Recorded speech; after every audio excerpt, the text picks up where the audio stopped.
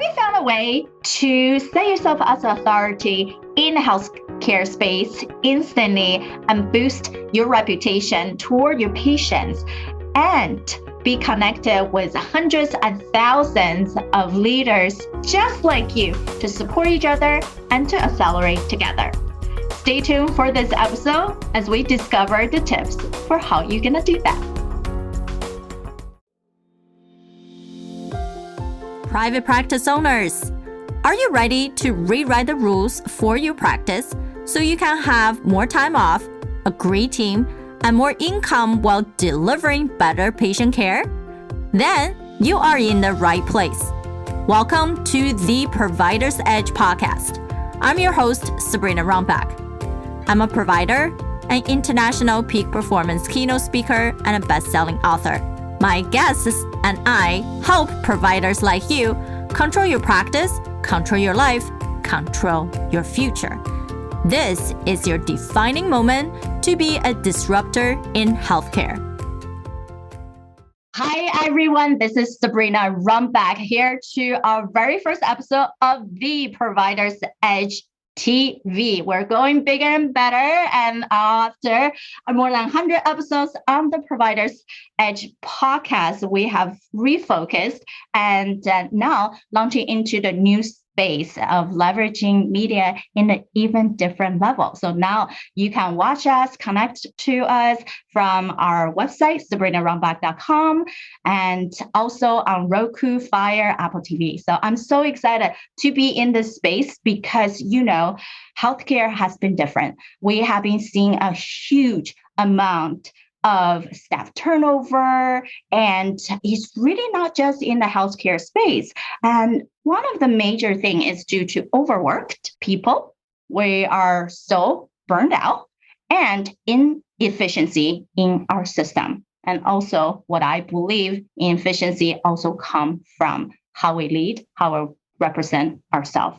So today I am so fortunate to be in this space with you guys and have one of my great colleague, partner, and really a mentor, Josh, here with us to talk about why are we even going media? Why are we talking about our ideas in healthcare, whether it's innovation, individual private practice, or running your organization? Why do we even share? And what's the importance of leveraging media for expanding your network, collaboration, set authority, and all the good stuff?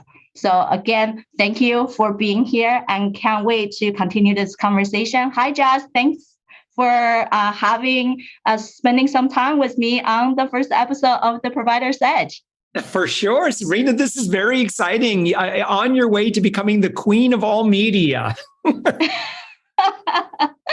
I see that there are definitely a shift, especially in the last couple of years of healthcare professionals building their own podcasts, start going to even more media speaking and shows, as I have experience of speaking on conferences that is traditional way, virtual, and also taking into a bigger stage. So what have you been seeing in some of the movements? And I would love to hear some of your takes of why do providers and leaders really should leveraging this platform?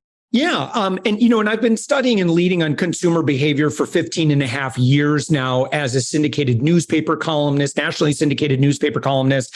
I've been on TV more than 800 times. So I really want to pay attention to how consumers are making their decisions today. And I believe that the leader, the business leader and the health professional that wins today makes it insanely easy for your customers, your clients, your partners, your employees, your investors. You want to make it very, very easy to create proximity together. So proximity is if I can, and Sabrina, I'm sure you've had this experience in your work because of how much content you create, when you're able to eventually have a conversation with somebody and they got on a call or they were to step into your office and they would say, I've watched all your videos, I've read your book, I listen to your podcast, like I've spent hours with you virtually before I ever stepped in the room. You know, and I know, and the person, our friend who's listening to us right now or watching us right now, you know what that experience is like. Like that is going to be a really great person to work with. They already know, like, and trust you. They have this massive, what we call familiarity bias. When you're looking at ways to market yourself as an expert, you want to take advantage of familiarity bias, a term used to describe instances when people choose and trust certain experts over others simply because they are more familiar with their work. For instance, if a prospective client has read your book and seen your LinkedIn, then they're more likely to hire you than someone else they had never heard of before. Essentially, familiarity bias boosts your know, like, and trust factor. When you focus on your energy on media platforms where your target audience typically consumes content, you are able to activate your familiarity bias virtually without meeting them face-to-face. As a busy healthcare provider, this is important to know because you're working with limited time on your hands. By leveraging media with the correct strategy, you can put your time to good use by spreading the word about you and your expertise effectively and efficiently. As a healthcare provider, have you ever been interested in growing your following through social media, podcasts, TV, and books? That might be a sign that you are ready to take on the world stage and reach your audience in a much bigger way. If you like today's episode, please share with your friends and colleagues who are healthcare leaders. We do not ask you to pay us, but to pay it forward. We appreciate you. And now let's get back to the rest of our show. So familiarity bias is like one day when I was going into a green room in Grand Rapids, Michigan, I was just sitting there and all of a sudden this guy comes in. I'm like, that looks like Huey Lewis of Huey Lewis in the News. Sure enough, it was Huey Lewis. And so all of a sudden I'm transported to the hours and hours and hours that I spent with Huey virtually, at summers at my Uncle Kenny's house, listening to the album Sports. And so he comes in and it was really hard for me to try to keep it cool. Because I was like fanboy, fangirling a little bit on him, but I tried to play cool. But that's it. That's what we want to create, right? And we want to create that for your clients because if you can become incredibly accessible, if you're a healthcare professional and now you've got this, you're on YouTube, you're on TikTok, you're on social, you're creating content and, you not only just, you don't want to just create the thing once and then it gets buried into the lifetime. You want to get really good at repurposing and delivering your message everywhere. You want your message to be where your audiences are today.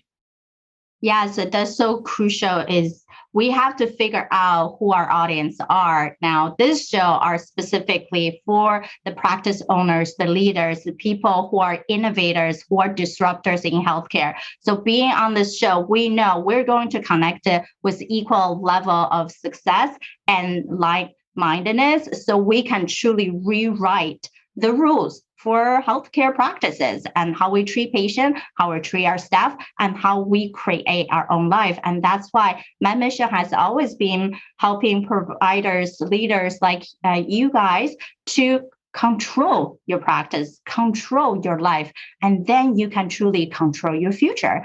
And that can be done with many different things, and people can be very distracted. And that's why we needed to really focusing on productivity, on time, on how you value what you need to do. And I think in healthcare, so crucial is that we do a lot of things and we get so excited over a lot of things. And we think that we're already so productive on doing a lot of things.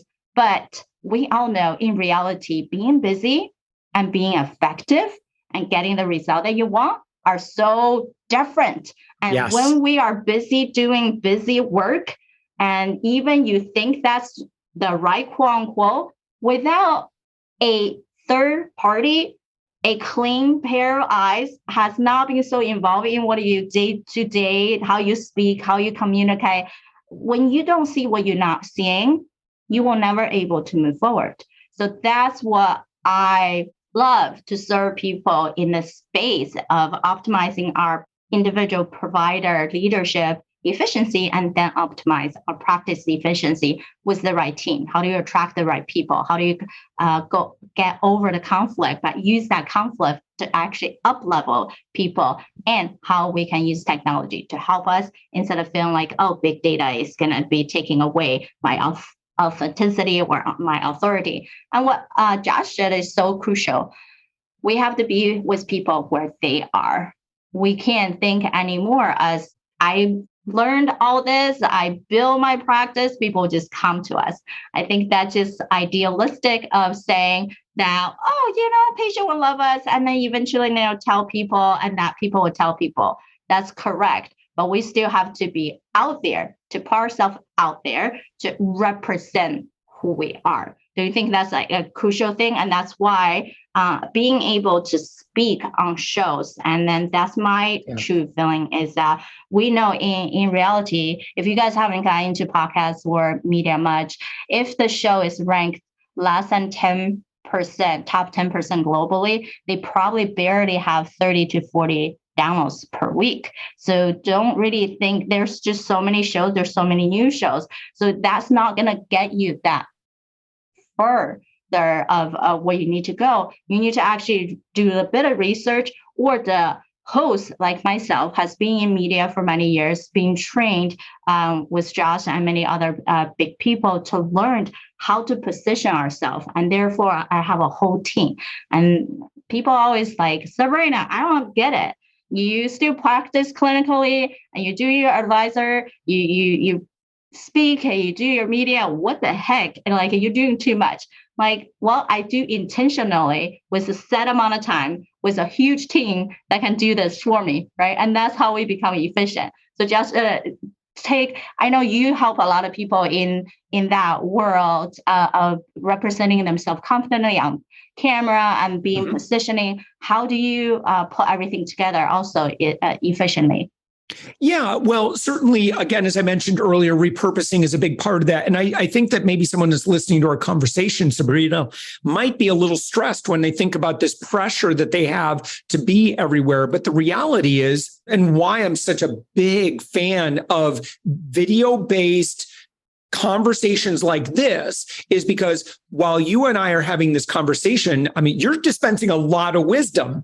And so what's nice about this is your team afterwards can now go through and create all these different snippets. And again, to our friend that's listening to our conversation right now, you think, well, oh my goodness, this might end up costing a little bit of money. And yeah, it will. Like, you're going to have some, some efforts. There's a lot of great technology out there. But when you compare apples to apples versus how much it costs to put a big advertisement in your local region, your local neighborhood magazine versus investing in great content that you can use over and over and over and over again, all of a sudden, we put ourselves in a position where we don't have to pay for attention as much anymore. Because I think it was the founder of Geek Squad who famously said, advertising is the tax you pay for being unremarkable. If you're like many healthcare leaders, you might be stressing out about the pressure to be everywhere at once across the internet. The key to utilize multiple media outlets without going insane is simply reusing and repurposing your content. You can take one piece of content and use it in several different ways. For instance, I film a video as part of my podcast interview, as you guys are listening right now, and post it across my YouTube channel, live streaming on LinkedIn, Facebook, Twitter. Then chop it up into short segments and share it in different social media platforms, email, newsletter blogs, and that you can have one piece of media commitment that produces you multiple weeks of content. You can even take the transcript and use it as highlighted sound bites to use as written blogs and posts. Once you get the hang of repurposing and reusing your content, platforms, and media, you can use it as the ultimate networking tool. When the power of the media is in your hands, you're able to create an effective growth strategy that does not affect your current bandwidth or capacity.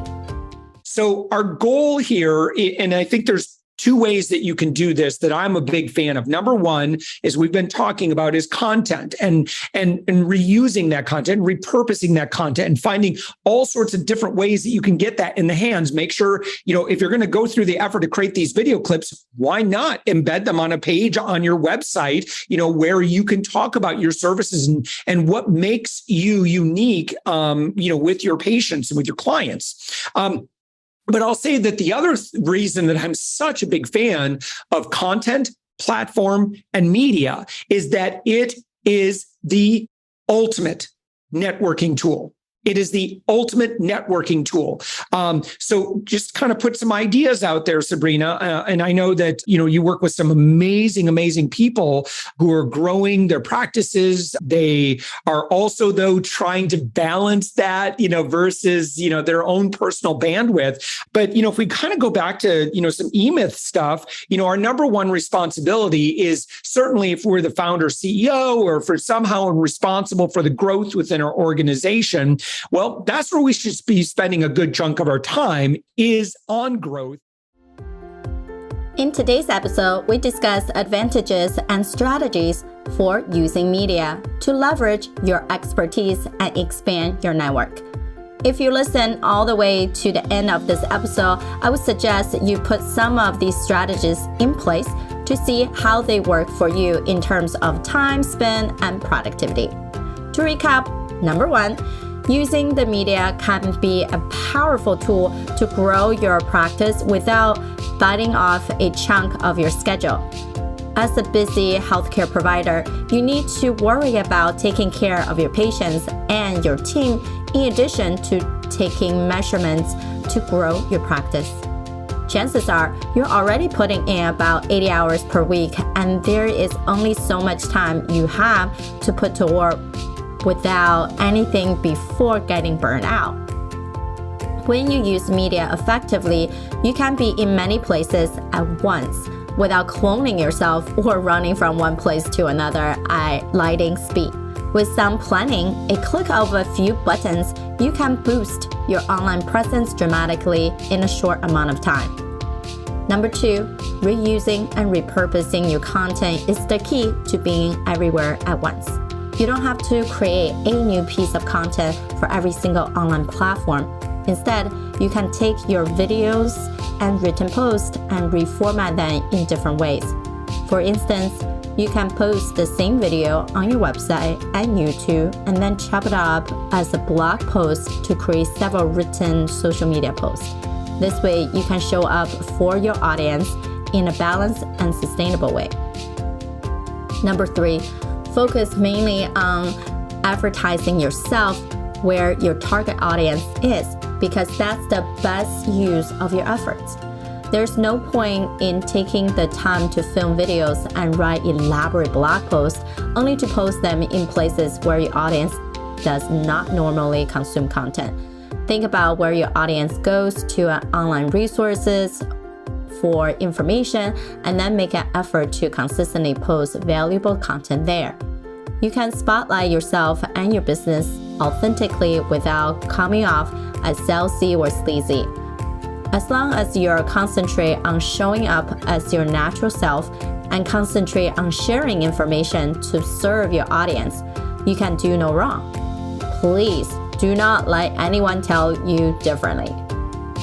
Number five, familiarity bias is great for building your platform. Establishing your known, like, and trust with prospect clients and patients, and standing out from your competition. The more familiar someone is with your story and your body of work, the more likely they will become a loyal follower before they ever meet you face to face. All you need to do is make sure you put yourself out there so people can see your genius. And I would argue that I don't think that there is a whole lot more productive when it comes to growth strategy than high-level networking. Great example of this. If you are a healthcare professional and you rely upon word of mouth, and by the way, if you're not leveraging word of mouth and referral-based marketing, I strongly recommend you start focusing more there, because that's how consumers buy today. I don't really care about who's got the biggest, bus ad. I want to know, when I ask a question in my neighborhood Facebook group, who's the pediatrician that you recommend? And all of a sudden your name keeps getting mentioned several times. You win. That's how consumers are doing business today. So what I want you to do is again, to our practice owner, to our professionals listening, think about and dedicate maybe an hour every week to straight up authority building and high-level networking within your community. Thank you for listening to today's episode. You're listening to me right now. Odds are you're frustrated by how healthcare practices are running today. I'm with you. I'm looking to change the conversation that we're having in this field. It starts with me, and it starts with you. I want to connect with you and get to know your own struggle or challenges within the healthcare industry. Visit sabrinarumback.com/connect, where you are going to find all of my social media platforms. Feel free to send me a direct message. If you, like me, prefer speaking, then you can record a voice message on the page. So come to sabrinarumback.com/connect and let's continue the conversation.